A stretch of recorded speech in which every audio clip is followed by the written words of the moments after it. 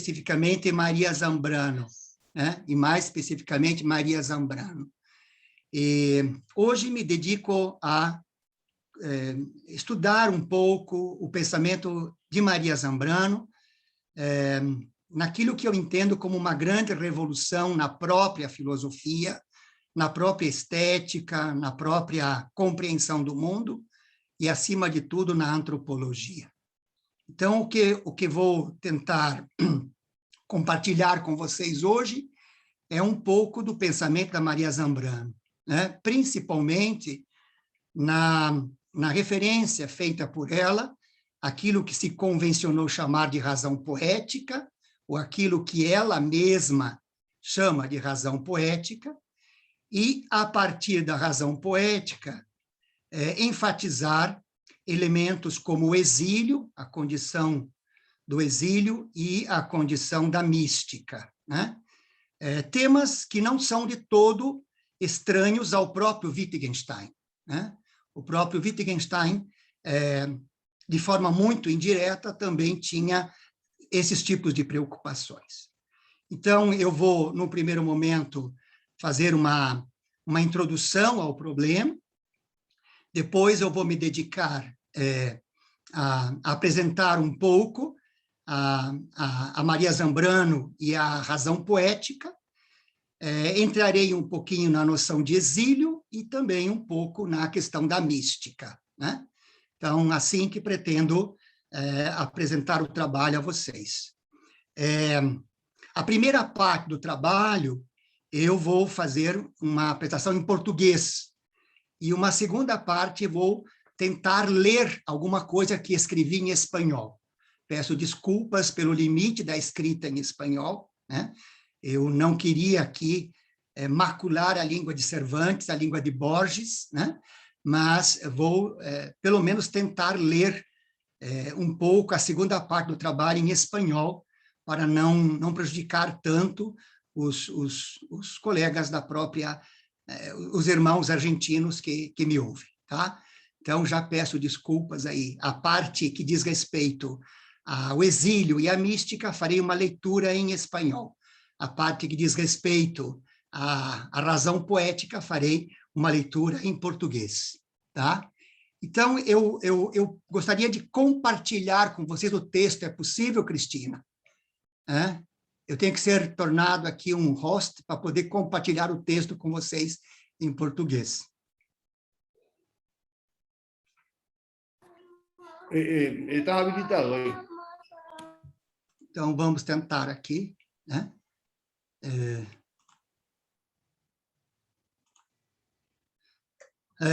Aparece para vocês?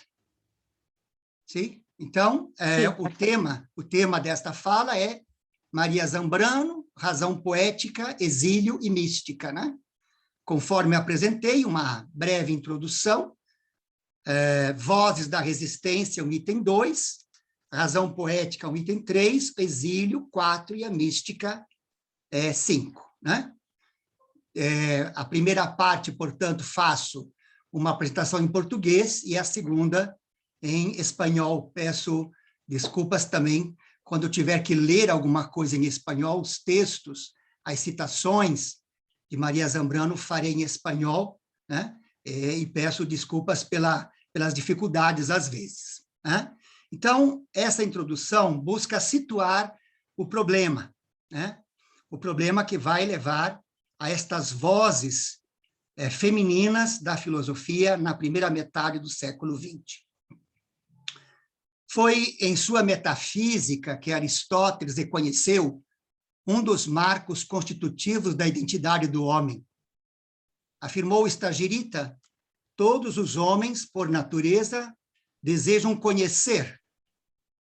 Embora tal convencimento tenha consagrado uma particular e sempre aceita verdade a respeito da essência humana, um olhar mais apurado nos permitiria questionar não nossa disposição ao conhecimento, mas o tipo de conhecimento pensado provavelmente pelo filósofo do Liceu. A filosofia requeria, para sua efetivação, um particular procedimento racional, produtor de um corpo de significados, capaz de explicar com maior coerência os acontecimentos da natureza, os sinais de pertencimento na vida pessoal e política. O advento da filosofia propôs não somente uma nova racionalidade, como também indicou os critérios para a sua efetivação. Nem todos os homens, por óbvio, estavam aptos ao pensamento que era uma prerrogativa da vida qualificada, né? A vida destituída de qualificação, destinada aos trabalhos de sobrevivência, por natureza, não podia pretender tal exercício.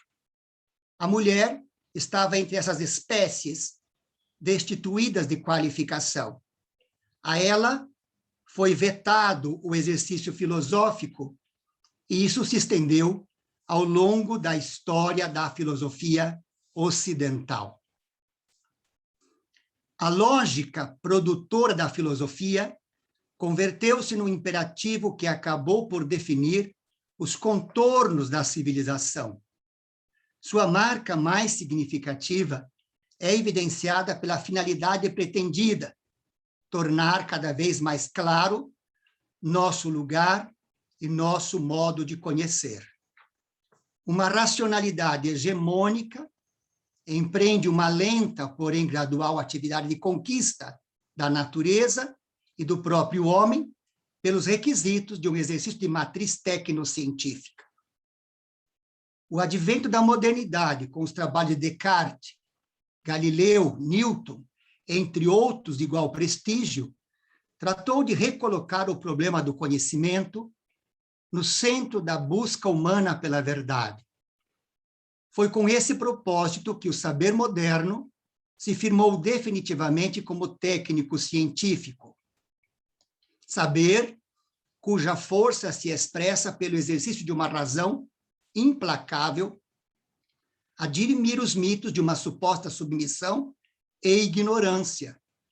O século das luzes reivindicou, até com consequências violentas, uma epistemologia da verdade racional sobre os espaços de permanência nos abrigos de uma suposta experiência de fraqueza que mantinha o homem em seu estado de minoridade, como no dizer de Kant. Entro agora na Maria Zambrano como um elemento das chamadas vozes de resistência a esta racionalidade técnico-científica. No século XX, vozes de resistência na e para a filosofia se fizeram ouvir, reivindicando uma espécie de retorno à emoção banida, recuperando o espanto fundador da própria filosofia. Todos sabemos que a filosofia nasceu do espanto, nasceu da emoção. Entre elas, aquela voz de Maria Zambrano, de Edith Stein, de Simone Weil e de Hannah Arendt. Cada uma, em sua peculiaridade, se formou como um locus feminino, carregado de significados banidos. Eu he colocado em vermelho aqui para mostrar que a filosofia destas autoras recupera significados que foram eliminados da própria filosofia. E expressão da mente liberta, produzindo uma fenomenologia do sentir em sintonia com aquela do pensar, né? Isto é muito importante, uma fenomenologia do sentir em sintonia com aquela do pensar, né? Me parece que o mundo moderno deu mais ênfase a um modo de pensar do que um modo de sentir. O que vamos encontrar nessas autoras é um modo de sentir conjugado com um modo de pensar. Cada uma, em suas obras, revela uma emoção epistêmica, dirigida não exclusivamente para pensar, mas para sentir os tons vibrantes da verdade. Sentir os tons vibrantes da verdade. O conjunto de seus pensamentos compõem uma sinfonia que reclama não a mera aquisição de conteúdo, mas a transformação do próprio agente cognitivo. Suas são filosofia desde e para o exílio. Isto é muito importante para mim. Desde e para a emoção, desde e para a poesia, desde e para a ação, desde e para a mística. Nelas, a afetividade, embora não elimine, redefine a razão, insurgindo-se contra a aridez da especulação técnica. Suas são filosofias que gritam desde a vida marginalizada, desde o suposto inútil, desde o rosto periférico. Os seus são corações femininos pensantes. Isto é uma analogia, não é? Não são cabeças pensantes, mas são corações pensantes. 4 mulheres filósofas, numa fina, porém improvável sintonia entre si, emergem num ambiente essencialmente masculino.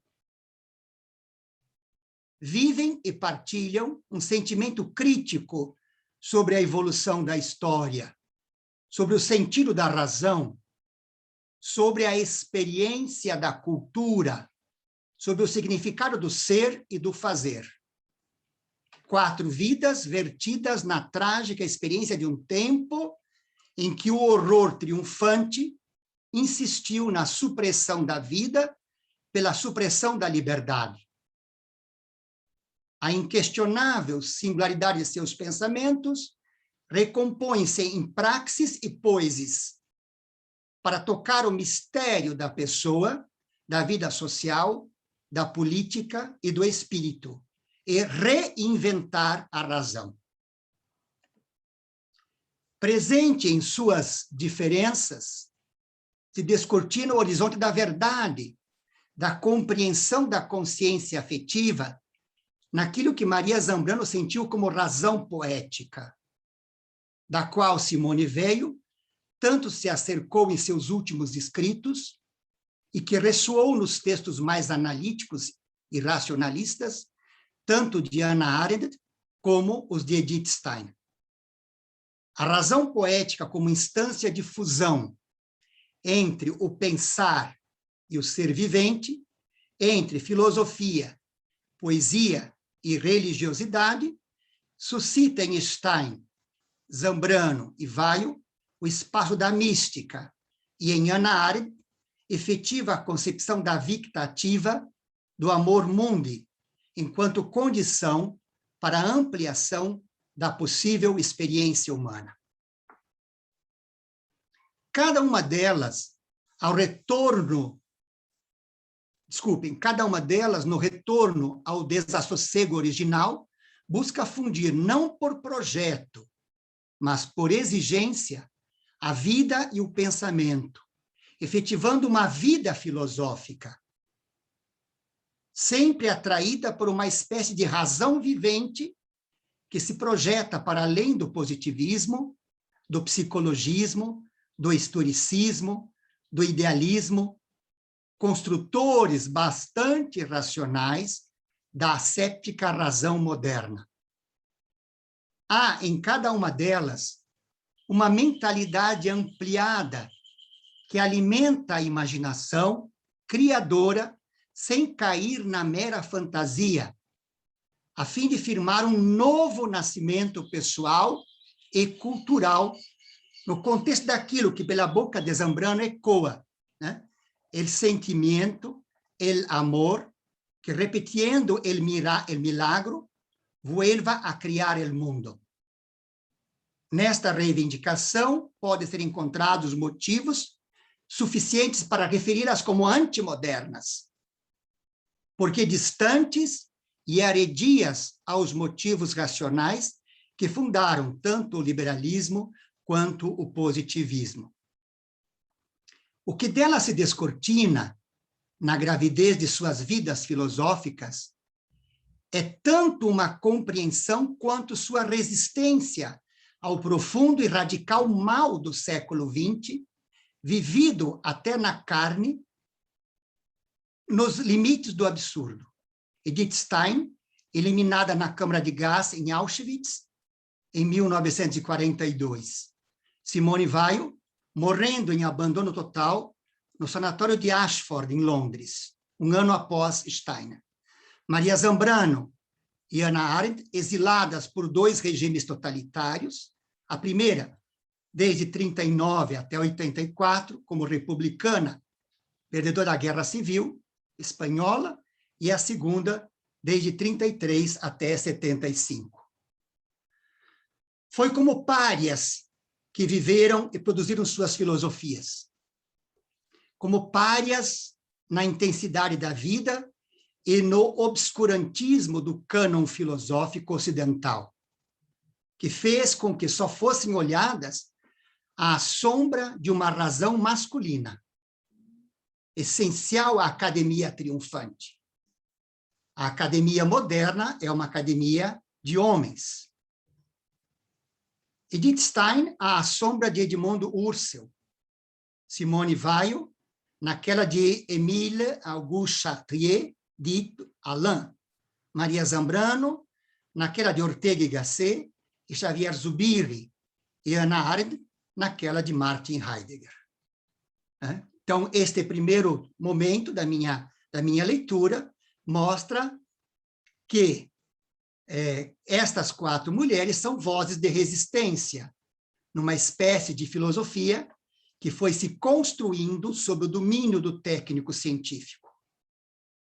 Bom, a partir desta introdução, entramos agora nesta particularidade de Zambrano e da razão poética.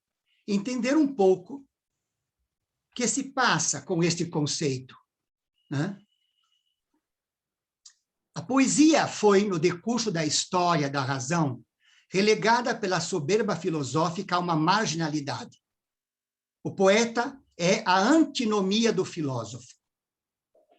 Nada mais ilustrativo do que o banimento feito por Platão e reconhecido por Zambrano. Diz Zambrano: es em Platón donde encontramos entablada la lucha con todo su vigor entre las 2 formas de la palabra, resuelta triunfalmente para el logos del pensamiento filosófico, decidiéndose lo que pudiéramos llamar la condenación de la poesía, inaugurándose en el mundo de Occidente la vida azarosa y como al margen de la ley de la poesía, su caminar por estrechos senderos, su andar errabundo y a ratos extraviados, su locura creciente, su maldición. A mí me encanta esta expresión final, su maldición, la maldición de la filosofía, de la poesía frente a la filosofía. A filosofia de Zambrano recupera a intensidade da primeira parte da palavra filosofia, que o racionalismo fez esquecer. Filo, amigo, amizade, amante.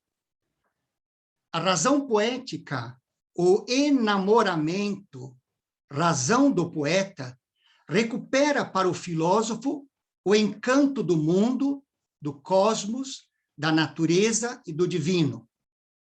O saber deve nascer de entranhas enamoradas. A filósofa recorda, em nota ilustrativa, a passagem sobre a chegada dos soldados de Alexandre o Grande à Índia. Conta-se que encontraram nos bosques, confundido com as árvores, os yogis, homens consumidos pela contemplação, desaparecidos em êxtase, quase convertidos em mais uma árvore, e que, por isso mesmo, em seus ombros se haviam aninhados os pássaros. Afirma Maria Zambrano: debajo del cielo, confundido, inmerso en la naturaleza, o poeta pode estar simbolizado por esse homem árbol. Sobre os ombros do poeta anidan também os pájaros. Com os braços abertos ante a criação, o poeta se abre a todas as coisas. Se oferece integralmente, sem oferecer resistência a nada, quedando-se vazio e quieto para que todas as criaturas anidem em ele. Se convierte em simple lugar vazio, donde lo que necessita sentar-se e vaga sem lugar. Encontre el suyo e se posea. Tal pode ser o símbolo do poeta. O conhecimento poético é, para a filósofa de Málaga, sintético frente ao racional, que se apresenta eminentemente analítico. A segunda regra do método cartesiano pontificava que era necessário dividir cada uma das dificuldades em tantas partes quantas fossem necessárias para melhor compreendê-las.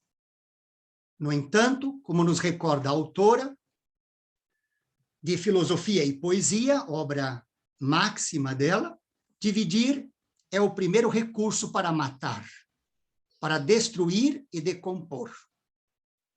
Tudo que possui sentido acaba por perdê-lo se o abordarmos desde o olhar míope de suas partes desmembradas. Somente diante de um sentido integrador é que somos capazes de descobrir o verdadeiro sentido das coisas, pelo menos daquelas que se firmam sobre o domínio da vida. Conhecimento poético carrega consigo, igualmente, um caráter de gratuidade. O conhecimento, neste particular, não é capaz de avançar sobre a realidade se deseja apenas conquistá-la impondo-se às leis. A realidade se mostra a si mesma de modo espontâneo, se mostra em seu ocultamento e se oculta em sua apresentação. É preciso ir ao seu encontro, tal como indicado por Heidegger. Diz o Heidegger, né? Fiz a citação em espanhol porque é uma recuperação feita pela própria Zambrano. O conhecimento poético se logra por um esforço al que sale a mitad de camino uma desconhecida presença, a quem preferiu a pobreza do entendimento, a quem renunciou a toda vanidade e não se ahincou soberbiamente em chegar a possuir por la fuerza lo que é inagotável. La realidad le sale al encuentro y su verdad no será nunca verdad conquistada, verdad raptada, violada. No es alesia, sino revelación graciosa y gratuita, es razón poética.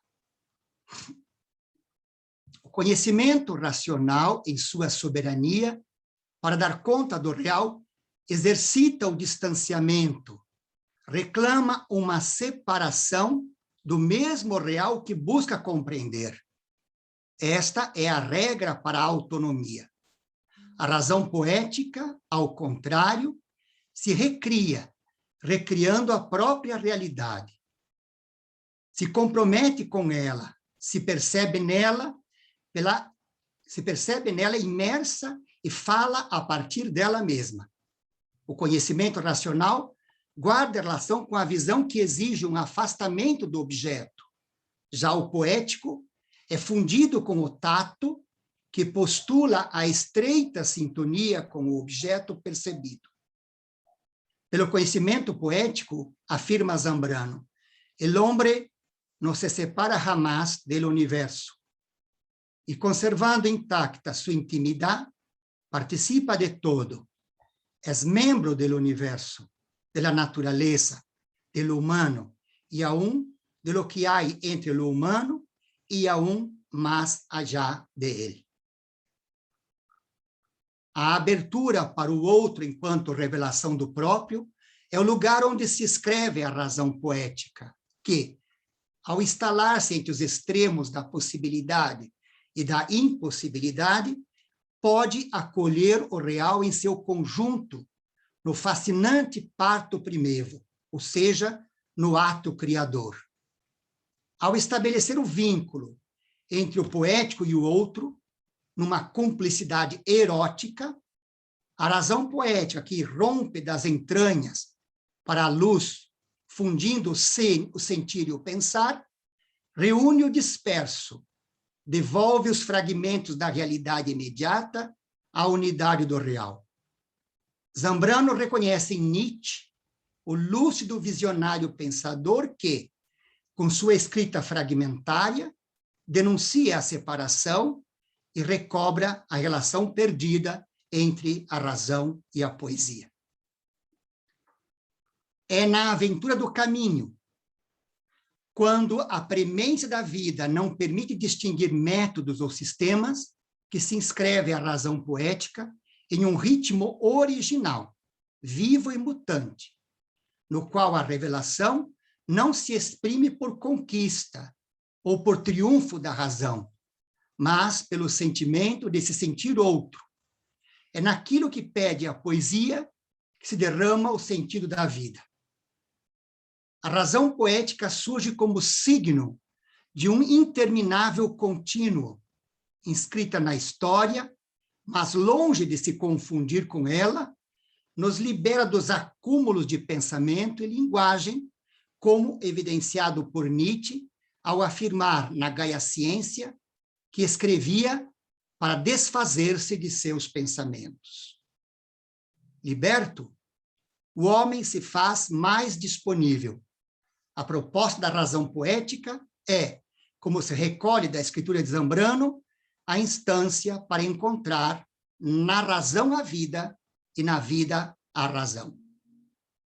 A razão poética coloca o homem na disponibilidade que efetiva o ato de renúncia para lhe permitir o acolhimento da realidade. Diante do vivido, não impera a interferência, mas antes a exposição, tal como o cenobita antigo, que se abria a uma revelação gratuita. A razão poética pede, pela palavra que nunca foi dita, o que desafia não é a palavra abundante dos dicionários esclarecedores. Antes, é a que insiste em ausentar-se, escondendo-se para, no canto do poeta que indaga sem respostas, ser revelada. Aqui faço uma citação de uma música em português, né? Pena, que coisa bonita, diga, qual a palavra que nunca foi dita? Diga. A razão poética é aquela do estado inicial, que reclama o sentir a vida mais do que defini-la. A memória de que se alimenta é desprovida de linhas fixadoras de identidade. A memória gestada no abandono, na incerteza, na sensação de naufrágio, na experiência de limite, e por isso só ela nos pode servir como alerta contra as despóticas tiranias da força que ocultam os rostos e negam a expressão do diferente. A experiência artística, vitalidade da razão poética, na medida que permite tocar o que não é, realiza sua função salvadora. Né? Eu creio que esta parte, né, em que tratamos da razão poética, é suficiente para compreender um pouco o que disse, o que quer Zambrano quando la propone para que, associada à razão lógica, se pueda, né, por assim dizer, completar o desafio do conhecimento humano. Né? Há outras coisas, pero la vou pular para entrar, então, agora em la questão del exílio.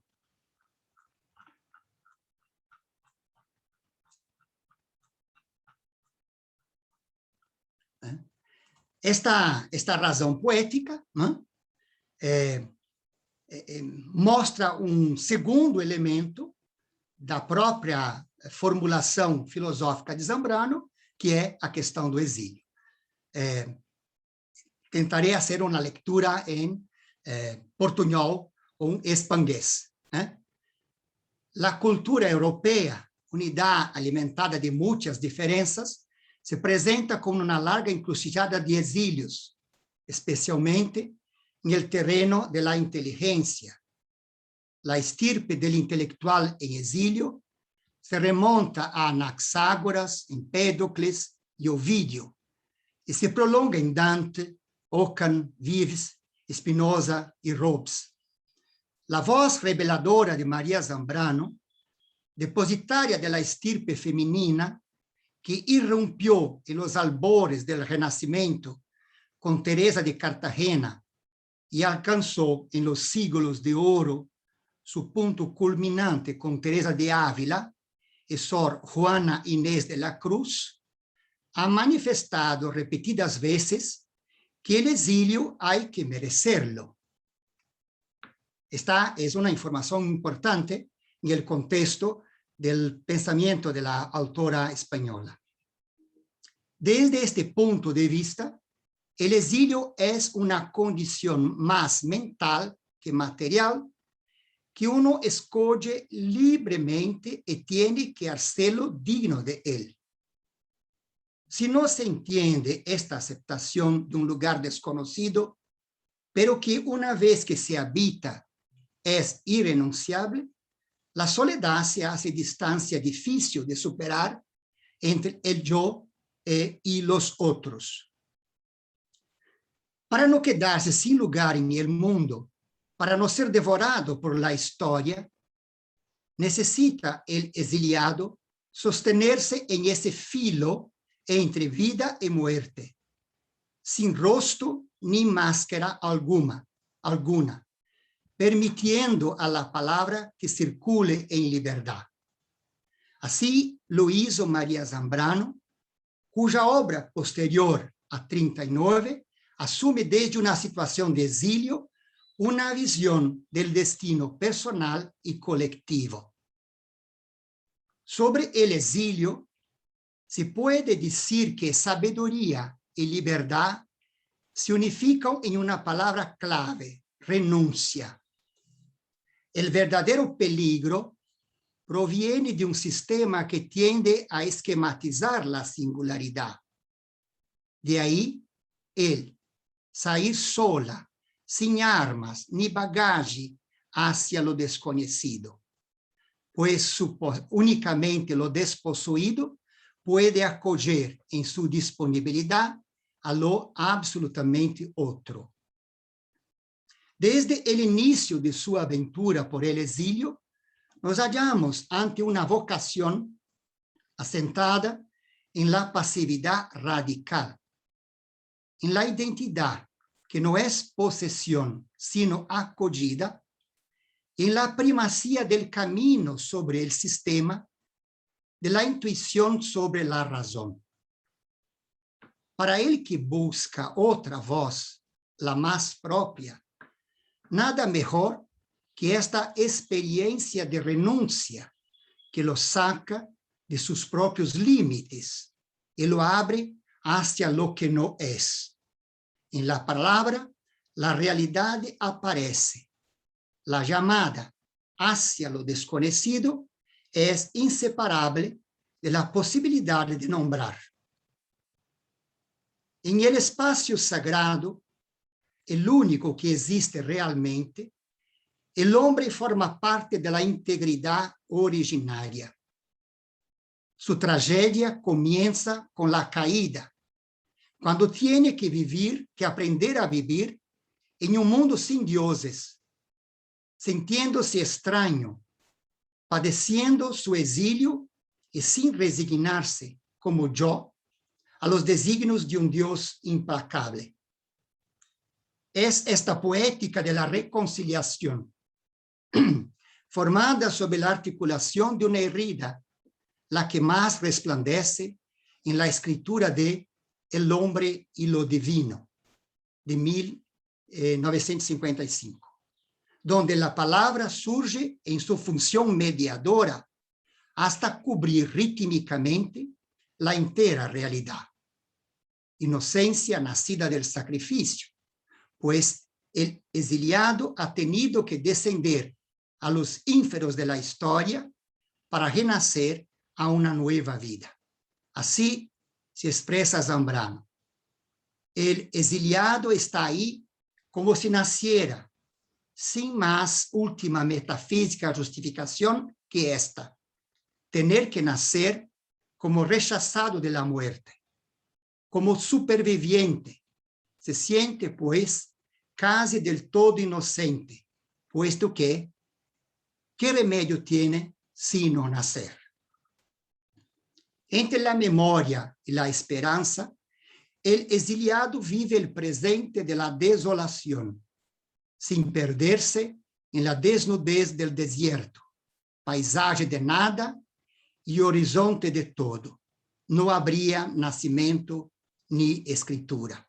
Esto a mí es muy importante. Sin perderse en la desnudez del desierto, paisaje de nada y horizonte de todo, no habría nacimiento ni escritura. En el desierto, imagen de la libertad, el exiliado enfrenta lo otro, la metamorfosis de la muerte en vida, abriendo su mirada inocente una luz nueva. En su errancia inacabable, aparece como aquel que está naciendo, quedándose sin palabras en el límite de lo nombrable. Esa sería su apuesta, su compromiso con lo imposible.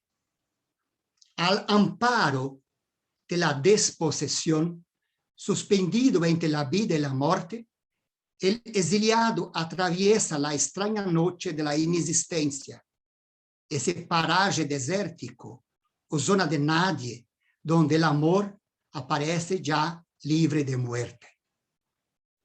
Y así le sucedió a Antígona. Hay un texto bellísimo de Zambrano, en la tumba de Antígona, que para ella es la figura de la aurora de la conciencia, cuyo sacrificio de morir enterrada viva, pues ella lo había elegido así, alumbra la espera amorosa de una revelación, la de reconciliar, la de mediar entre la vida y la muerte. En la tumba de Antígona, la heroína griega, abandonada por la familia, la ciudad y los dioses, se convierte en el paradigma de la exilada radical, y su ceguera, el caminar por la vida sin saber y dónde ir, le hace recordar, desde su extrañamiento, forma de vivir al margen del lugar natural, la patria que la ha engendrado como exiliada. Dice Zambrano, y al salirse de este mar, de este río, solo entre cielo y tierra, hay que recogerse a sí mismo y cargar con el propio peso. Hay que juntar toda la vida pasada que se vuelve presente y sostenerla en vilo para que no se arrastre. No hay que arrastrar el pasado, ni el ahora. El día que acaba de pasar, hay que llevarlo hacia arriba, juntarlo con todos los demás, sostenerlo. Hay que subir siempre.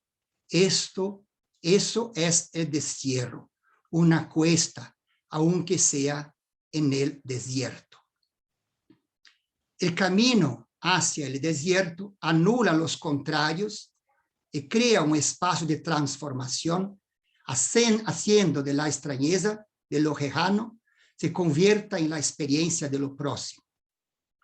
El extrañamiento de sí mismo, la salida de la patria, de la casa propia o de lo propio, conduce a la dispersión de una aventura existencial donde la memoria recoge los fragmentos vividos, dándoles unidad y sentido.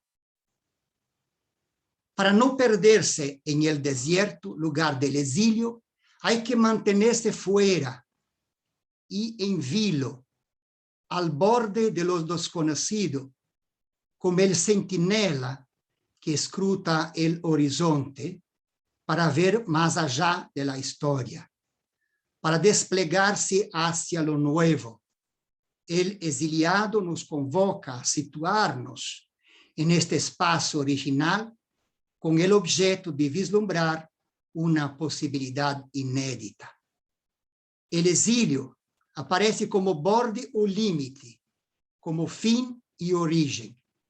Desde este límite é possível vislumbrar lo outro, la ciudad no habida, símbolo de quanto queda fuera de la historia. Filosofia e poesia convergem em el intento de iluminar la realidad. Lo que se designa con el termo exilio es una situación en la que se pasa de la angustia o abandono de sí a la gratitud o comprensión del otro. La memoria es la forma para recuperar la unidad perdida. Sin el saber de experiencia, nuestra alma está cruzada por sedimentos de siglo. No es posible el reconocimiento, por eso se elige el momento del alba, la hora de la luz, para mostrar en su trágico claroscuro la unidad de pasado y porvenir. El entero ser del exiliado, que cuanto más está perdido, más es empujado hacia la raíz. Su figura ambigua, como la de Don Quijote, reviste un carácter sagrado que reaparece en su máxima resistencia como lo radicalmente otro, padecido por el sujeto a través de sucesivos exilios. La experiencia del dolor, el sentido redentor del sufrimiento que se esconde tras la vivencia del exilio, es la respuesta del exiliado al reconocimiento de lo otro como propia patria. El sufrimiento es el permanecer firme en el comienzo, había escrito Heidegger. Y lo que hace el exiliado con su existencia fragmentaria es volver a la raíz, la palabra que no tenemos. Pasión y pensamiento se funden en el crisol de la escritura, cifra de realidades y deseos frente a la nada.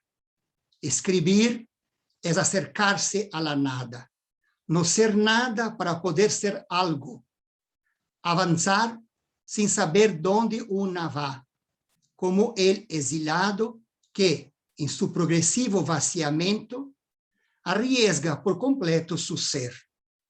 En este largo descenso, a lo más hondo de sí misma, la escritura de María Zambrano ofrece los siguientes rasgos.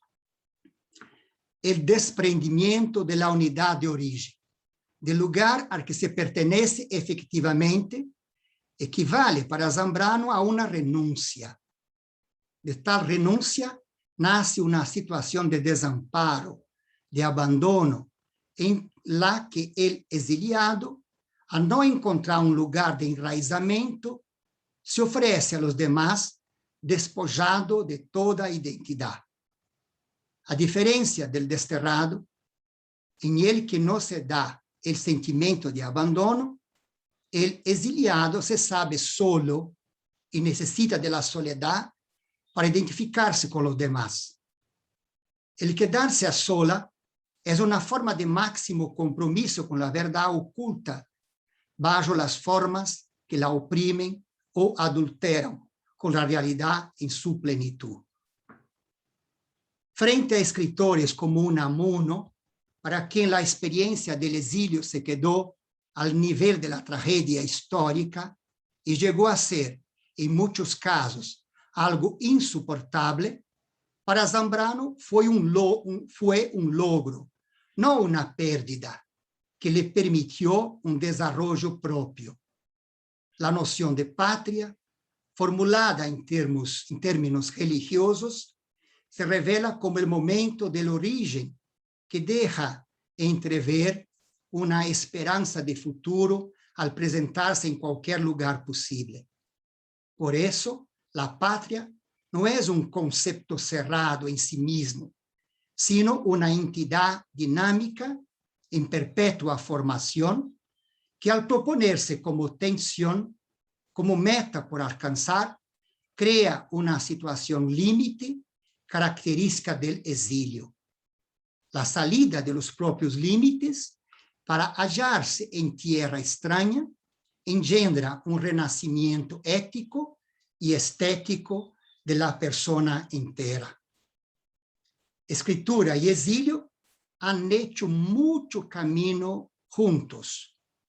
Reina entre ambas una enigmática complicidad, dado que la escritura de María Zambrano se produce en el límite donde poesía y filosofía convergen, su discurso niega todo dualismo para obtener de él una revelación del ser, que permanece secreta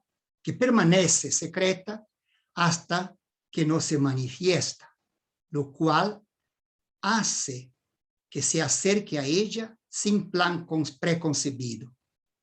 De ahí que su poesía posea una forma orgánica en que la imaginación simbólica implica un reconocimiento de la unidad original. Partir hacia el exilio es hacerlo hacia la muerte. Quien abandona su tierra se ve obligado a recomenzar el ciclo de muerte y renacimiento, a destruir o quemar la palabra para restituirla a una superior naturaleza. A diferencia de algunos exilados que se quedaron detenidos en el momento de su salida del país, María Zambrano supo aceptar la realidad desconocida sin renunciar a la historia que le tocó vivir, antes padeciéndola en su desnudez. Por eso el exilio no fue para ella algo programado, sino una forma de liberación y transformación constantes. El nacimiento de una vida más íntegra y completa. Lo propio de la vida es resurgir siempre. A los largos años de exilio han servido para alumbrar en la quietud y pasividad de la pensadora malagueña la blancura de una palabra en estado naciente que solo raras veces aparece. Bien, estamos aquí, por tanto, con algunos trazos de esto que es el exilio. Y finalizamos ahora con la mística. Hemos visto la razón poética, algunos apuntamientos, y después el exilio. Y ahora finalizamos con la mística. El rasgo distintivo de toda tradición, su forma dinámica, el seguir fluyendo entre el pasado y el presente, el vivo rumor que corre bajo la superficie de nuestra historia, demasiado poblada por fantasmas que la han convertido en un borroso laberinto de espejos, es la que nos fuerza a reconocerla, a descubrir su profunda realidad. Podía parecer a simple vista que nuestra tradición mística, recluida con frecuencia en la órbita de lo devocional, está al margen del conflicto con la autoridad religiosa, que es lo que lleva al texto sagrado a adoptar una forma nueva. Y sin embargo, si algo destaca María Zambrano en su ensayo San Juan de la Cruz, de la noche oscura a la más clara mística de 39, además de la relación de la poesía con la mística, dice: ¿y no será que la poesía anda siempre aparejada con la mística? Que sea ella misma en cierta manera una mística.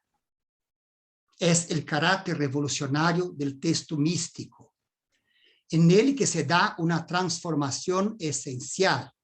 De ahí que, para explicarla, recurra al símbolo de la oruga que se metamorfosea en mariposa, que ha sido uno de los símbolos permanentes de la transformación humana y aparece como núcleo de ensayo.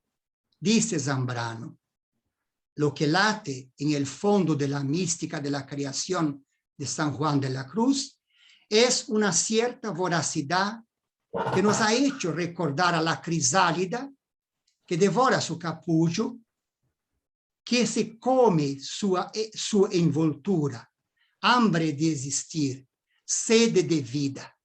Voracidad que transpuesta a lo humano es amor, hambre irresistible de existir, de alcanzar presencia y figura.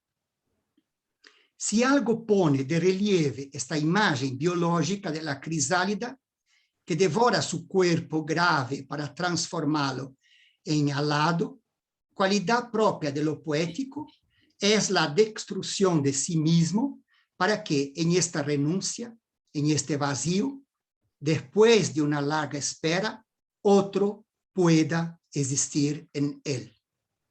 Y así, en la unidad con la que sueña el místico, solo puede alcanzarse a través de la poesía, que nos permite acceder más allá del discurso científico a una visión más intensa de lo desconocido, vislumbrar lo imposible al fin de todo lo posible.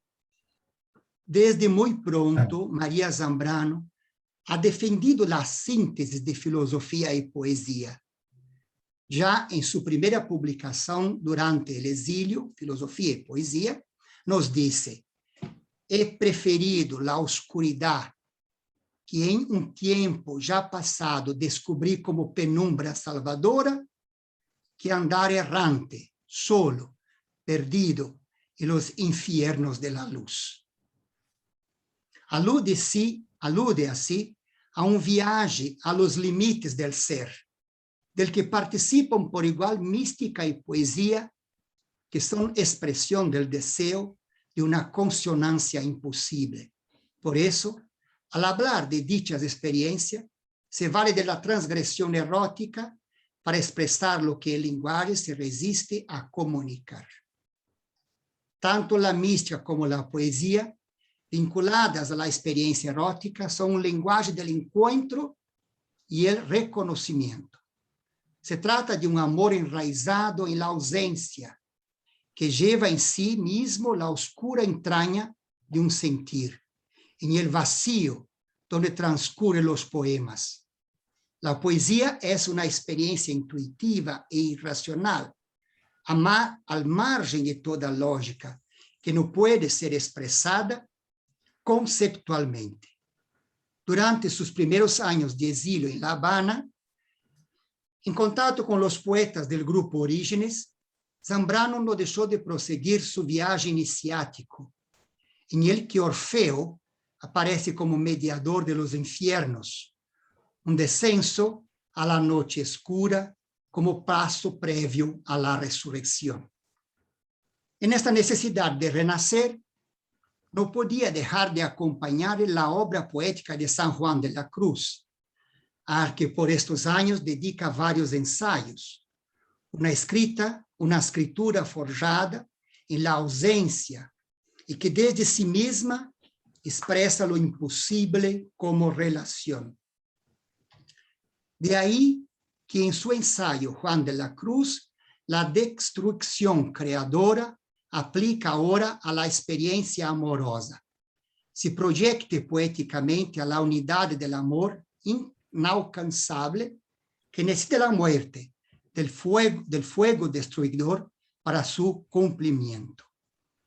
Nos dice Zambrano, pero este pasto no consiste en algo que pueda ser devorado, consumido, por eso justamente es objeto del amor, porque jamás podrá agotarse, porque siendo devorado, sigue existiendo íntegramente, porque entregándose se nos resiste, porque es inagotable, porque es. El objeto del amor difiere del objeto del deseo, en ser algo que la posesión no destruye. Por eso el amor es capaz de destruirlo todo hasta llegar a él, hasta llegar a lo que jamás podrá ser destruido.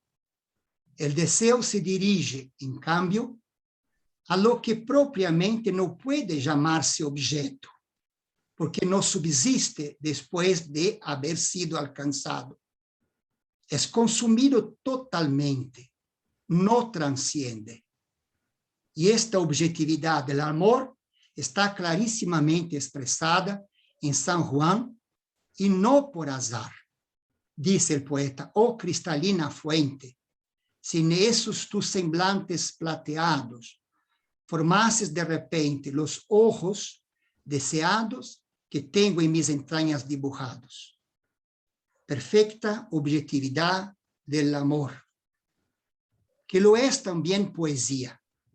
La definición de la poesía podría encontrarse aquí, pues no hay poesía mientras algo no queda en las entrañas dibujado. Religión de la poesía, que es también religión del verbo encarnado, de un logos que ha logrado realizarse, de una idea o mirada que ha hallado entrañas donde dibujarse. Para Zambrano, la experiencia erótica y la experiencia mística forman parte de una misma experiencia religiosa. Nosotros necesitamos, para que podamos después discutir, está hermoso todo, no quiero, si quieres hacer un cierre. Sí, para sí, que voy a cerrar, sí. Sí. Para Zambrano, la experiencia erótica es la experiencia mística, forman parte de una mística experiencia religiosa, donde convergen ideas de lo que solo puede ser entendidas. A diferencia del deseo, marcado por la insatisfacción, por la concepción de su objeto, pues si los consigue dejar de ser deseo, lo propio del amor, agente de destrucción, es llegar hasta la posesión final. Ya estoy a cerrar. Una de las mayores aportaciones del idealismo alemán fue el viraje de lo racional a lo mágico, de la conciencia a lo sagrado, que no reside en lo institucional, sino en el más íntimo del individuo. Bem, quero acreditar que essa leitura nos deu uma espécie de imagem de como pode funcionar em Maria Zambrano a reconstituição do ser humano pela própria reconstituição de uma racionalidade. Não se pode aqui cair naquele intento de dizer assim, bom, esqueçamos a razão lógica e ficamos com a razão poética. Mas se trata antes de recompor as coisas do seu devido lugar. Nenhuma razão poética pode sobreviver sem uma razão lógica. E nenhuma razão lógica pode sobreviver sem uma razão poética. Me parece que, em última instância, o que essas categorias da razão poética, do exílio e da mística querem dizer são justamente que é preciso levar para o âmbito da razão lógica coisas que estavam na contramão da própria história, na contramão de uma própria história. Né? Que fez a filosofia senão banir coisas como a poesia, como a noção de deserto, né? Como a noção de mística. Maria Zambrano não é uma voz solitária, mas Zambrano faz coro às vozes de Simone Weil, na qual podemos encontrar esses mesmos elementos, também na voz de Edith Stein, onde esses elementos insistem em aparecer, e também naqueles de Hannah Arendt, que com uma particular forma de enfoque se deixam mostrar. Né? Isto me parece ser o que eu tinha que compartilhar com vosotros, né? E o mais importante agora é que possamos trocar ideias, né? E conversar sobre. Muitas graças, né? Desculpem ali os exageros. ¿Ah? Obrigado, Santiago. No, muchas gracias. Obrigado, Cristina. Bien, ya tenemos un montón de manos levantadas. La primera es la mía, por definición. Y después tenemos a Guadalupe, que bueno, la bajó y la subió. Y no, yo le he bajado de gusto. Y tenemos a Cecilia. Y después, bueno, muchísima gente. Creo que es nuestra digamos, reunión más numerosa, ¿sí? En cantidad y en calidad, por supuesto, también, ¿sí? Así que yo quisiera hacer alguna pregunta, ya que has tenido la amabilidad de hablarnos en español o por, ¿cómo era? Por Espangués. spangués, exacto. Yo voy a intentar decírtelo en, no sé qué idioma. Tampoco hablo bien el castellano, así que no hay ningún problema. Nadie puede decir que yo. Bien, entonces me trató de ver a ver si lo podía traducir. María Zambrano de Vélez, Málaga, ¿sí? A Sí. ciudad de minha bisavó, mi bisabuela. Entonces, yo estaba pensando, no, de símil, de Georg Simmel, que para o extranjero, o longe está perto, o perto longe. ¿Sí? Sí. Minha avó, mi abuela, lembra que un día un hombre muy, muy extraño, ¿sí? Veio a su casa y preguntó por su pai, o sea, meu bisavó. El extraño comenzó a hablar, ¿sí? Con mi bisavó en una lengua extraña, ¿sí? Él era ladino. Mi bisavó era un judío sefaradita, venía de Turquía. Es ahí que pensaba, ¿por qué no había transmitido esta lengua? ¿Sí? Yo creo que no es que lo haya, digamos, haya querido negarle a sus hijas un idioma, sino que no quiso que ellas hereden esa distancia. No quiso que hereden esa dislocación entre lo cercano y lo lejano. Y pensaba en lo que decías porque me gustaba mucho, porque la idea esta mística, que muy bien relatada, la idea de la razón poética, la idea de un cierto salto y la idea que, del Quijote, ¿sí? Que el Quijote es como un autoexiliado de los hechos. Autoexilado dos fatos. Eso lo quiero que... Y Zambrano, lo que yo he escuchado cuando recibió el premio Cervantes, es que le da mucha importancia a dos cosas. Al alba, al amanecer, a ese momento de, digamos, de indefinición, al mismo tiempo que es de claridad, que vos lo nombraste, y al no acordarse el nombre del lugar, el lugar de la Mancha cuyo nombre no recuerdo. Entonces, me parecía muy importante, ¿sí? Y te quería preguntar justamente sobre cómo en el Quijote se daban estas cosas, ¿no? Las tres cosas, ¿sí? Una razón poética, al mismo tiempo que un autoexilio, al mismo tiempo que, bueno, la idea de un exiliado que no está fuera de su lugar, sino que comprende que no tiene lugar en el mundo. Versus la variedad de exiliados que hay, ¿sí? Así que eso te quería preguntar y agradecer muchísimo tu excelente charla.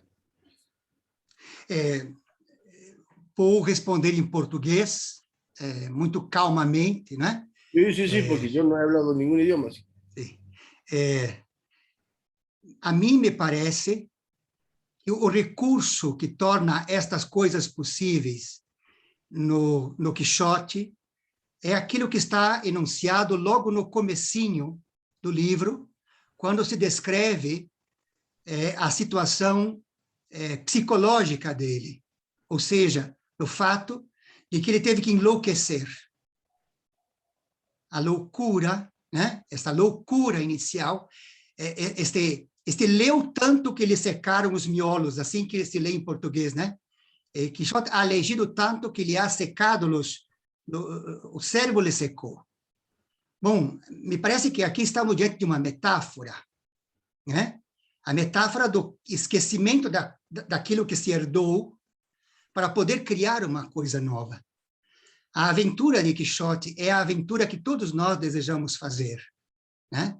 É a aventura que nos coloca frente a uma utopia, muito mais do que a dura realidade da vida, né? Isto me lembra também quando Dante, não é? Escreve no Canto dos Infernos: lasciate tutta a speranza voi que entrate. Né? Abandonem toda a esperança vocês que entram. Né? Porque esta coisa da razão calculista, da razão lógica, ela não permite que você entre nestes recônditos, né? E estes recônditos me faz lembrar também, e me permitam, a própria angústia do Wittgenstein, concordam? Né? A própria angústia de Wittgenstein, quando diz, bom, o místico, aquilo que não se pode, o inefável. Como é que eu vou entrar naquilo que não posso dizer? A não ser com o esquecimento daquilo que podia ser lembrado. Né? Eu digo, Santiago, que a figura do Quixote é a figura que teve que recorrer a este cérebro que secou de tanto ler. É paradoxal isso, né? E leu tanto que lhe secaram os miolos, né? Em espanhol, soa muito bonito a leitura em espanhol, né? Leu tanto que lhe secaram os miolos, né? Aquele recurso usado, por exemplo, por Erasmo de Roterdã, da loucura. A loucura que salva o homem, né? A loucura que salvou o homem. Eu penso que a humanidade só será salva por uma dose muito grande de loucura, né? Uma loucura que está onde? Que está no estético. Sem a estética, né? O Nietzsche havia dito, né? Cristina me corrija, né? Precisamos de arte para não morrer de verdade, diz o Nietzsche, na Gaia Ciência. Precisamos da arte para não morrer de verdade. Né? Não sei, Santiago, se está de acuerdo. Muchas gracias. Sí, vamos a tratar de que circule un poco la palabra, porque la verdad que mucha gente que quiera comunicar estaría, según el cálculo del Zoom, Guadalupe, pero no sé si vale, porque ya levantó la mano antes que termine la conferencia. Creo que hay que tener una especie de ya. Pero bueno, vamos a aceptar que es Guadalupe, Cecilia, y después Cristina, que ya es curitibeña. Sí, Cristina ya es brasileira curitibana ya. ¿Tienen una escultura, algo de Cristina Bosso ahí? Sí, sí, vamos colocar una estatua de Cristina en la universidad. Muy bien. Cristina Bosso. Muy bien, muy bien. Más hay que preguntar, casi. Bueno, sí. Guadalupe, perdón. Bartolo, muito obrigada pela sua palestra. Acho muito interessante conhecer a obra da Zambrano. Fin de mi portugués. Paso a español ahora. 3 cuestiones. Me interesa mucho la noción de emociones que hablaste inicialmente. Quería saber si hay alguna distinción con la noción de afectos y pasiones. Hay una discusión contemporánea que intenta distinguir, porque la noción de pasión fue un tema en la filosofía moderna también. Hume mismo admitió que la razón es esclava de las pasiones. Entonces quería saber si la noción de emoción aporta algo diferente a la noción de pasiones y afectos, o cómo se puede pensar eso porque en la discusión contemporánea me parece que es importante esas distinciones. Lo segundo es respecto a la razón poética, y se vincula con esta primera pregunta. Si te parece que en Zambrano eso es algo universal para los hombres, o hay algo femenino, hay una impronta femenina también ahí, si hay una especificidad que aporta algo así como las emociones de lo femenino, no sé, me interesa pensar eso también, porque digo, en algún sentido ella critica la idea de una razón universal, pero entonces ¿cómo pensar esta razón poética? Si es universal, si es un aspecto femenino o no. Y finalmente, yo tengo una preocupación como docente de filosofía. Yo enseño a mis alumnos una escritura académica, filosófica, muy argumentativa. Incluso me cuesta mucho dar clases sobre Wittgenstein por los aforismos. Entonces mi pregunta es, ¿qué horizonte hay en una propuesta como esta de escritura filosófica que está muy cercana a una escritura exploratoria como es la poética, donde hay otros modos de evaluar la calidad de la poesía con respecto a la calidad de un argumento. Yo entiendo lo interesante de pensar que poesía y filosofía se acercan, pero me pregunto por nosotros en la academia filosófica, en las universidades, ¿qué horizonte nos da una propuesta como la de Zambrano? ¿No? Digo, mis alumnos tienen que ganar becas y tienen que publicar en revistas, en papers.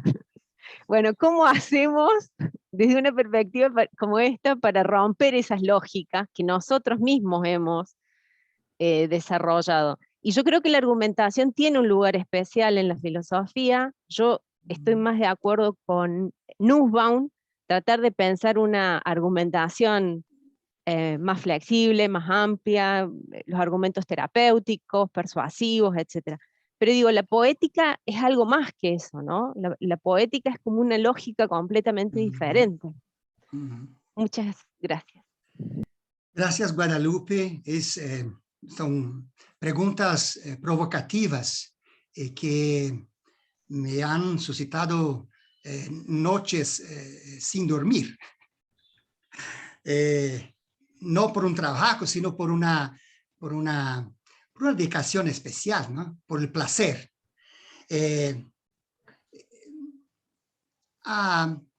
O tema, evidentemente, das emoções, ele se coloca na filosofia moderna, né? Descartes tem um lugar especial para ele.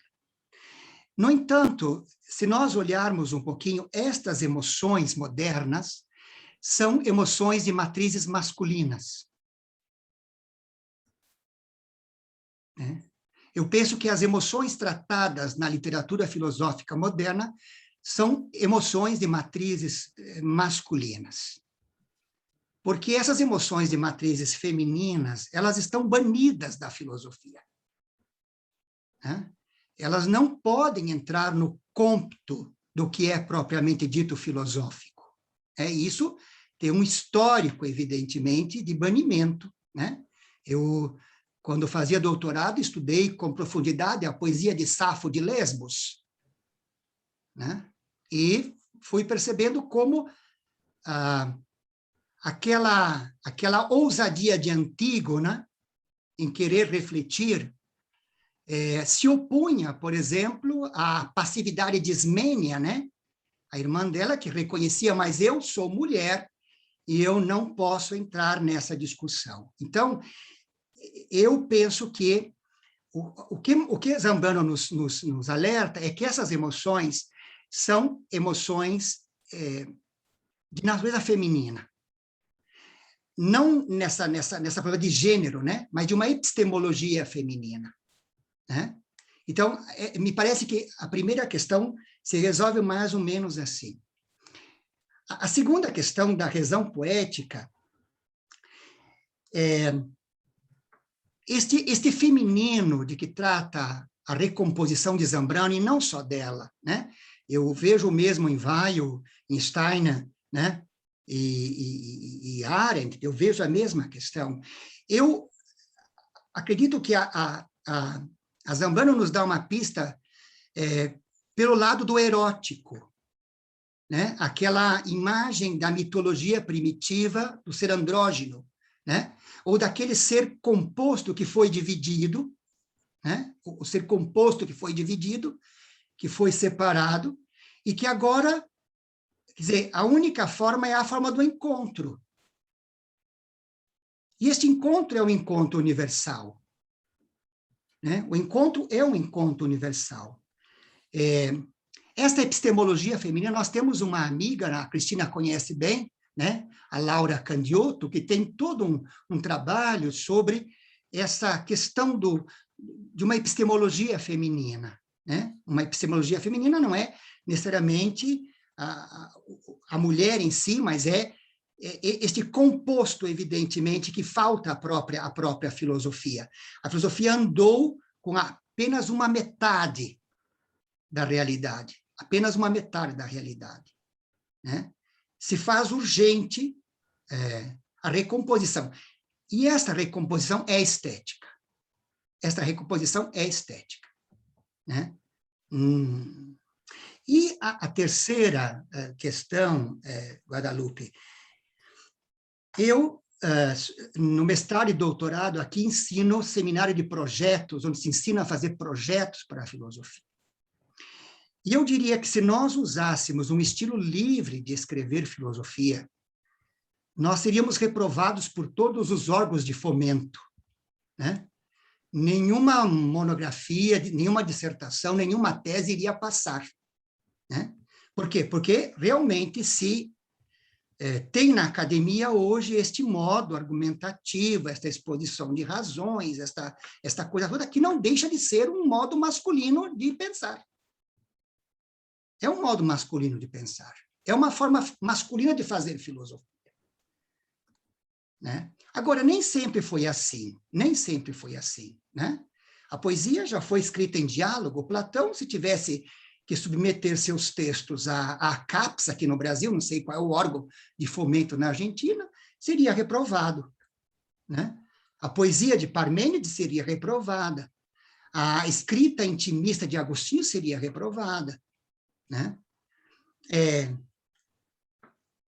Eu acredito que há uma forma de salvar isto, que é uma forma de introduzir um pouco de estética na frieza dos nossos textos, né? Os nossos textos, eles têm que, de alguma forma, ser lapidados por um pouco de estética, né? A briga que se estabelece no século XX entre analíticos e continentais, né? A poesia seca, dura, desértica dos analíticos versus a razão histórica, né? Ou essa perspectiva de uma lógica como argumento dos continentais, né?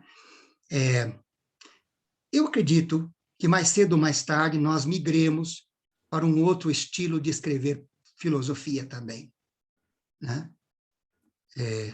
Eu acredito, sim. Não sei se posso responder, mas é a minha angústia diária, né? É a minha angústia diária, tá? A angústia de ter que escrever filosofia da forma que os órgãos financiadores querem que se escreva filosofia. Bueno, y eso que el padre Guadalupe es uno de los más grandes caricaturistas de Argentina, ¿no? Bien, seguiría entonces Ceci y después Cristina. Después me saltan, digamos. ¿Sí? Cristina primero. No, está bien, Cecilia, si quieres preguntar. Sí. Bueno, vale. en realidad, Listo. ok, gracias. En realidad, pues sí, Guadalupe me ganó más o menos la pregunta. Bueno, muchísimas gracias por la charla. Realmente me pareció muy, muy interesante retomar la importancia pues, sobre todo con todas estas mujeres que más o menos tienen algo en común, ¿no? Me pareció muy interesante.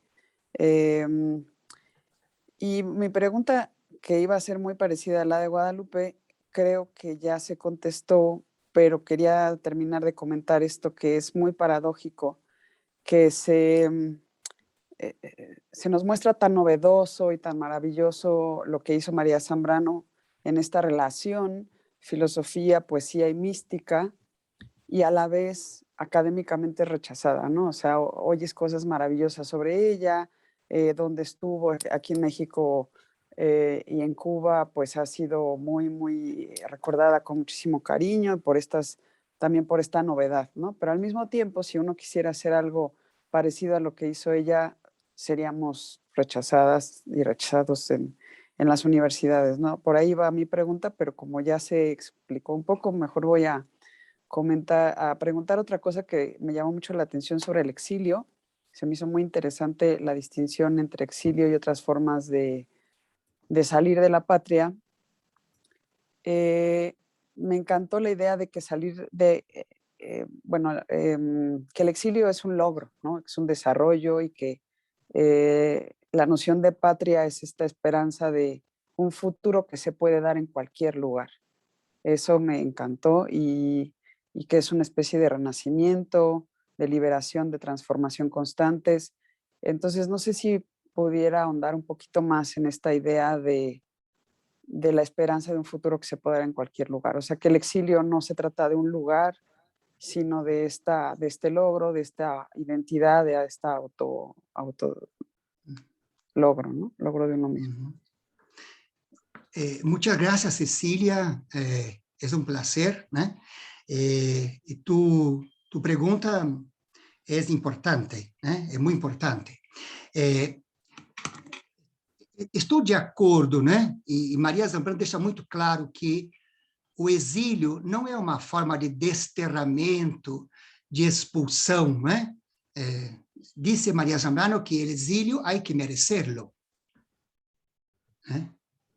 La utopía hay que merecerla. Nosotros, nós vendemos utopias. Existe um mercado de utopias. E esse mercado de utopias, ele nos tira daqui numa falsa esperança. Uma falsa esperança, porque ele não nos conduz aos limites do mundo. Hoje tudo é muito fácil. Tudo vem a nós não somos empurrados aos limites do mundo. Só aquele que é empurrado aos limites do mundo pode vislumbrar o que está para além do horizonte.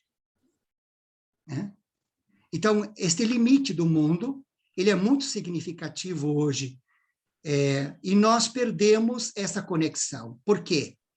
Porque temos a expectativa de um futuro que aconteça por si mesmo, sem o trabalho e sem a dedicação do que se deve fazer. Ou então que apareça um salvador da pátria, né?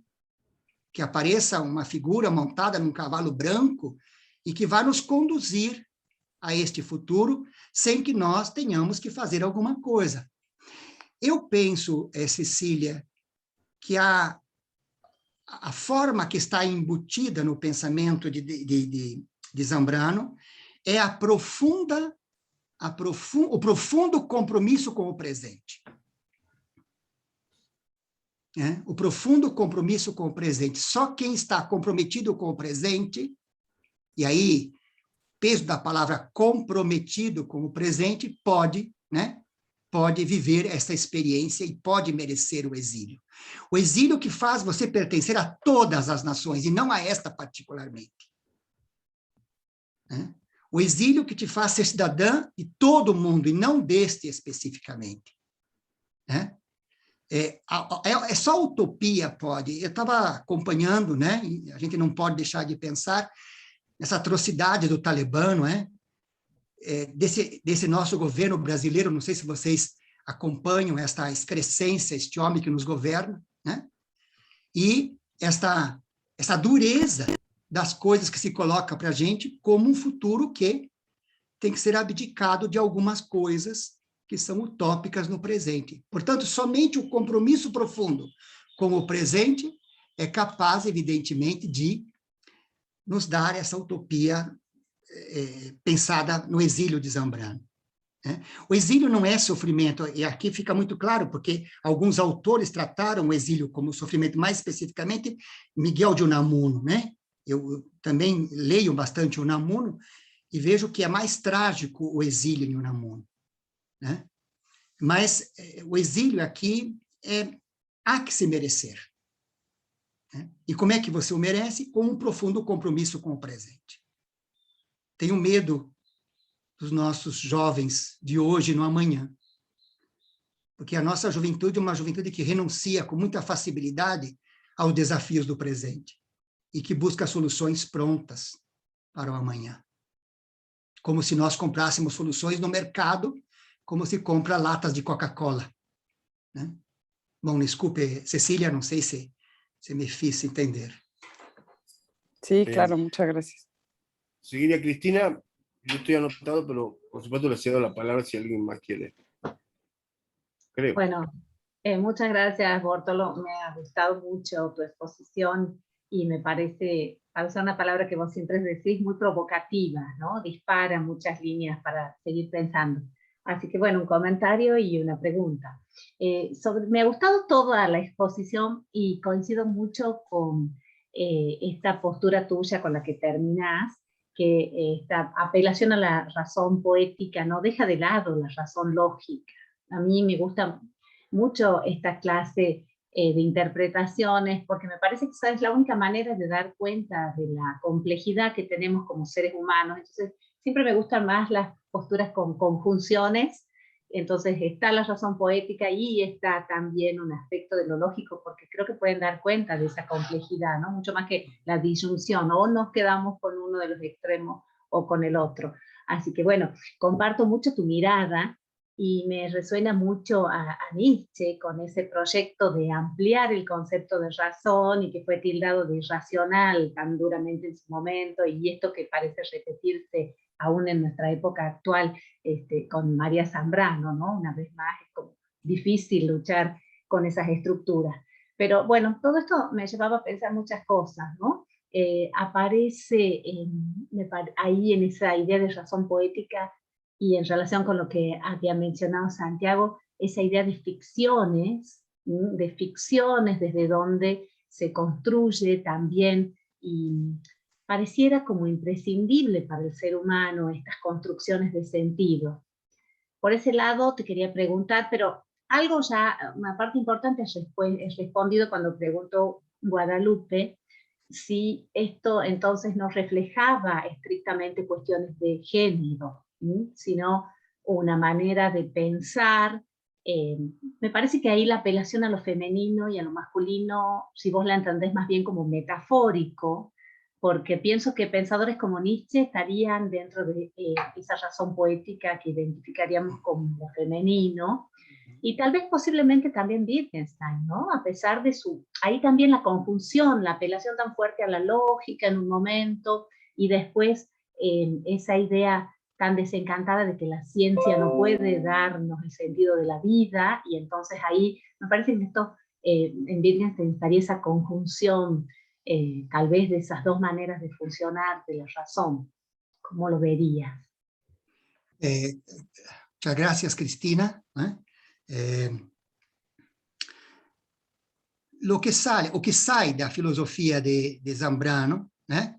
E aí também eu posso notar isso tanto na Stein, como na Simone Weil, como na Arendt, é justamente não cair no outro lado da coisa, porque se a razão ocidental se construiu dentro de uma perspectiva eminentemente lógica, dentro de uma epistemologia chamada masculina, né? Desse modo de compreender o mundo mais frio, mais científico, né? Cortando as coisas, evidentemente, para melhor conhecê-las, não se pode simplesmente cair do outro lado, abandonando, evidentemente, essa conquista que se tem, né? Mas se trata, evidentemente, de recompor, igual na imagem. E Maria Zambrano usa muito a leitura da poesia erótica de Machado, um escritor, um poeta espanhol, que usa muito essas imagens do erótico, né? O erótico é no sentido de um complemento, evidentemente, da busca do que se falta, né? Essa busca do que falta. A razão, essa razão mais lógica, ela parece autossuficiente, ela não deu conta de que falta algo a ela, né? Me parece o que está em jogo nestas literaturas filosóficas é justamente isso. A razão lógica se dá conta de que lhe falta algo. Viver, sim, mas ter sede de viver, né? Viver, eu acho que é uma metáfora usada pela Zambrano. Viver, sim, né? Mas o viver, sim, não se esgota no viver, sim, porque há uma sede de viver. E, neste particular, Zambrano faz muita referência a Nietzsche, né? Nietzsche é um autor obrigatório nas leituras de Zambrano, porque Nietzsche nos fez acordar, né? Diferentemente do sono dogmático da razão feito pelo Kant em relação a Hume, né? Nietzsche nos faz acordar de uma espécie de sono dogmático da razão. E qual sono dogmático nos faz acordar esta vertente poética? Nietzsche escreve em poesia, né? Nietzsche escreve um texto poético. Acho que Nietzsche também seria reprovado nos exames aqui das nossas dissertações de mestrado. Nós iríamos dizer que aquilo não é um texto para academia, né? Aquilo não é um texto para academia. Mas é interessante como o grande material da filosofia se faz justamente sobre textos não ortodoxos, né? Sobre textos não ortodoxos, né? Então, sim,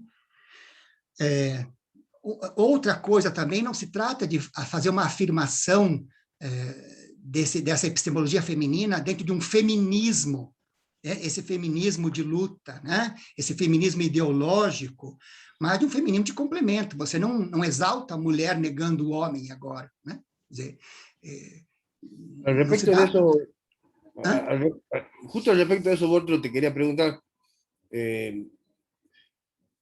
esa parte ya no sería tan positiva, a veces el tema este de la irracionalidad y del salto y de la locura, ¿verdad? Etcétera, y ya que hemos mencionado los orígenes nietzscheanos, ya que lo has mencionado Unamuno, también hay que mencionarle a Ortega, sí, con la razón vital, ¿verdad? Y un poco, y digamos, la irracionalidad también me da miedo por el salto que a veces implica hacia, por ejemplo, fascismo, etcétera.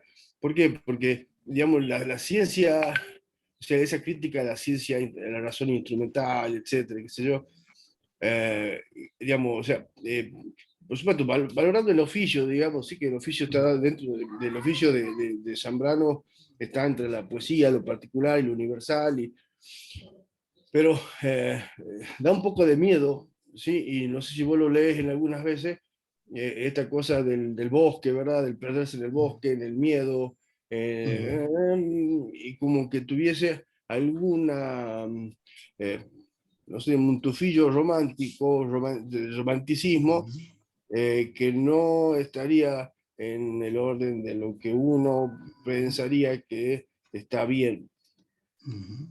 E depois está Hector. Que bom, eu acho que a observação do Santiago, ela casa muito com essa questão da Cristina, porque, na verdade, esta questão é uma questão assustadora mesmo. Aqui no Brasil, por exemplo... ¿No ves en Zambrano algunos gérmenes reaccionarios, digamos, de derecha o de... Porque, digo, uno puede, digamos, valorar... Não, eu não vejo não nisso. Eu não vejo. Eu acho que com muito cuidado, evidentemente, você tem que ler, mas eu não vejo uma queda nessa questão de um irracionalismo carnavalesco.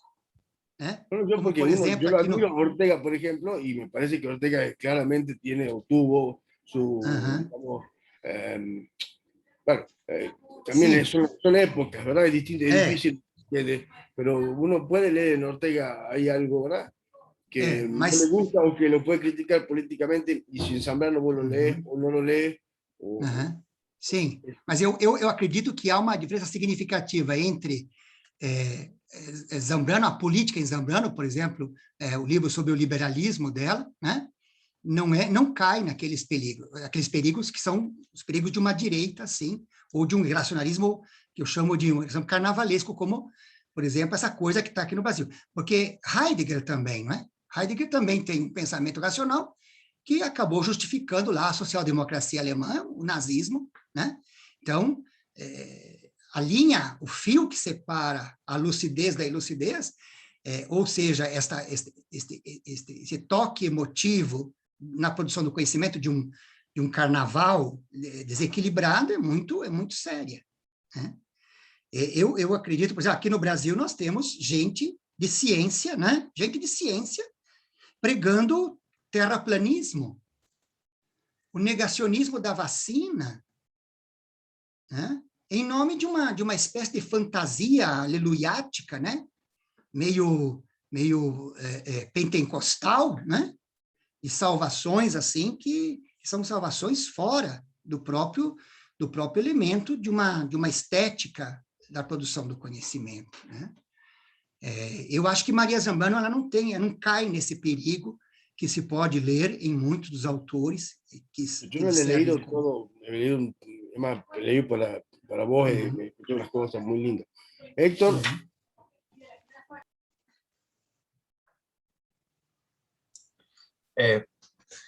Bueno, buenos días a todos o buenas tardes. Y quiero agradecerte, Bórtolo, porque tu presentación ha sido muy interesante. Yo particularmente no soy un lector de Zambrano, he leído algunas cosas citados por otros autores, y me ha parecido una pensadora impresionante, así como lo has presentado.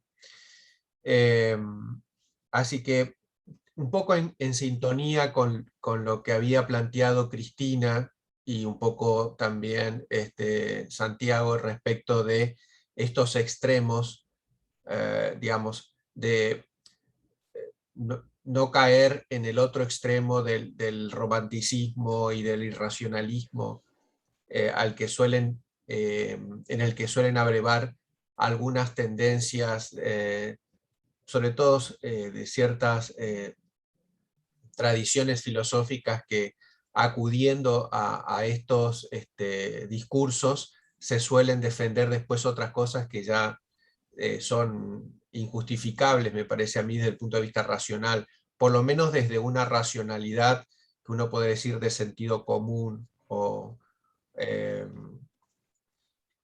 Una cosa que vos mencionaste en tu exposición es el lugar de la memoria, y entonces hablabas de la memoria como aquello que puede reunir los fragmentos dispersos en una unidad.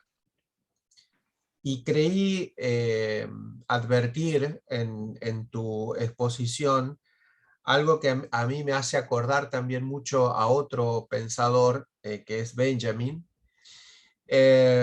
porque, digamos, no se trata de la unidad en el sentido de la vieja unidad metafísica que hemos aprendido todos y que heredamos de esa tradición hegemónica que se ha impuesto desde Occidente hacia otros lugares, sino más bien es una unidad que se mantiene siempre en la tensión, ¿no? Es el esfuerzo por tratar de unir los fragmentos, aún sabiendo que esos fragmentos no son, en principio, ya no se pueden unir, digamos, ¿no?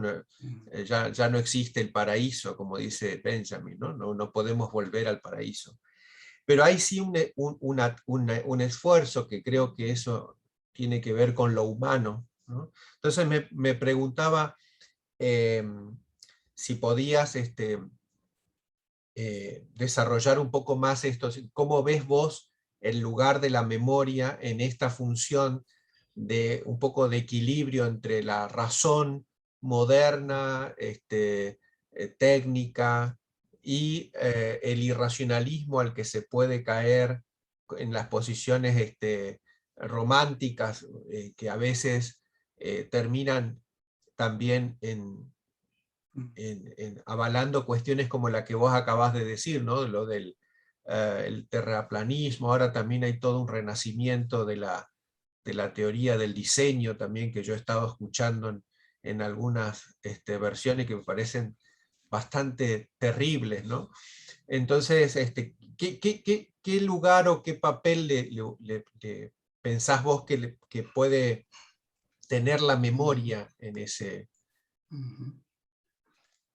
Obrigado, Hector, né? É um prazer revê-lo aqui, né? Reencontrá-lo também, mesmo que virtualmente, né? Tuas observações são talvez o coração do pensamento de Maria Zambrano, né? Em primeiro lugar, a questão da memória, né? A memória, e aqui poderíamos encaminhar já justamente para pensar o problema de como, né, essa unidade pode ser recomposta, não aquela velha unidade que nós aprendemos na metafísica, como você bem o diz, não é? Mas esta consciência de que não há unidade fora dos fragmentos, né? Os fragmentos estão aí. Agora, fragmentos podem compor um mosaico, né? Entende? Um mosaico, né? Os fragmentos podem conter um mosaico. Como que Maria Zambrano trabalha essa questão memória-unidade? Ela trabalha muito na perspectiva da escrita, da fixação por escrito, né? o uso da palavra, e mais especificamente a palavra escrita, né? Não aquela palavra escrita que fixa para, de alguma forma, deixar exatamente como está, mas para aquela palavra que fixa para nos fazer recordar como foi. E esta recordação, e aí entra o papel da memória, evidentemente, a recordação, esta memória, ela é decisiva, justamente para não cair no contrário do racionalismo, porque o contrário do racionalismo para Zambrano não é o irracional. O contrário do racionalismo para Zambrano é o poético, é o emotivo, né? Não aquele poético e emotivo simplesmente de uma poesia por escrever poesia, né? Mas daquele poético que expressa, evidentemente, o sentido da coisa, que em alguns filósofos não pode ser dito efetivamente, né? Eu sempre me recordo do Wittgenstein, né? O que pode se dizer, se diz claramente, e do que o outro se vive na memória, né? O outro se vive na memória, o inefável se vive na memória. O fato de Wittgenstein não ter uma religião, mas viver religiosamente, né, também faz eco a justamente isto. Então, o que está em jogo na Zambrano é justamente a palavra criadora, né? O poder que a palavra criadora tem, né? E isto é significativo. Agora, nenhuma palavra produz o que deve produzir sem, evidentemente, o papel da memória. Infelizmente, hoje, somos uma geração sem memória. O líquido, né? O sólido que se desmancha no ar, nos deixou sem memória. Eu sempre brinco com os meus alunos que se eles querem ter um diagnóstico de que não estão loucos, basta perguntar se eles lembram o que aconteceu na semana passada. Né? Por quê? Porque vivemos numa cultura do descarte, né? Tudo é descartado. Imagine o perigo para uma civilização que não tenha memória. Então, o nazismo não existiu, a ditadura não existiu, a dor que foi provocada não existiu, a escravidão não existiu. Né? Por quê? Ou porque são coisas que ficaram no passado, coisas mortas que ficaram no passado, ou então porque simplesmente eu não quero que elas tenham existido. Né? Maria Zambrano usa a fixação da palavra como recurso necessário para mostrar que o outro lado do racional não é o irracional, mas o outro lado do racional é o poético, nesse sentido de uma poesia capaz de reconstruir o próprio significado das coisas. Não sei se me faço entender. Sim? Lamento que no hayas tratado un tema muy importante para María Zambrano y que es muy caro para mí, que no sé si lo vas a ver acá. ¿Lo ves? Sí. Los gatos. Ajá. Así que era así, ¿no? Que estaba fascinada con los gatos, siempre con la Sim. mirada de los gatos, ¿no? Era fascinada por gatos, sim. Tinha muitos. Era muy... Bueno, eu acho que todo homem sadio tem que ter um gato. Que Roma tenía muchos gatos, parece que tiene un toque ahí. Sim, claro, é verdade, sim, é verdade. Sim. Bueno, yo tengo 2 gatos, pero no he escrito nada todavía. Eu também tenho um meu aqui, né? Chama-se Platão. Y 2 perros y 5 hijos. Verdade. Bueno, tenemos algún comentario final si quieren, y si no, bueno, le agradecemos muchísimo, lo hemos exprimido a Bórtolo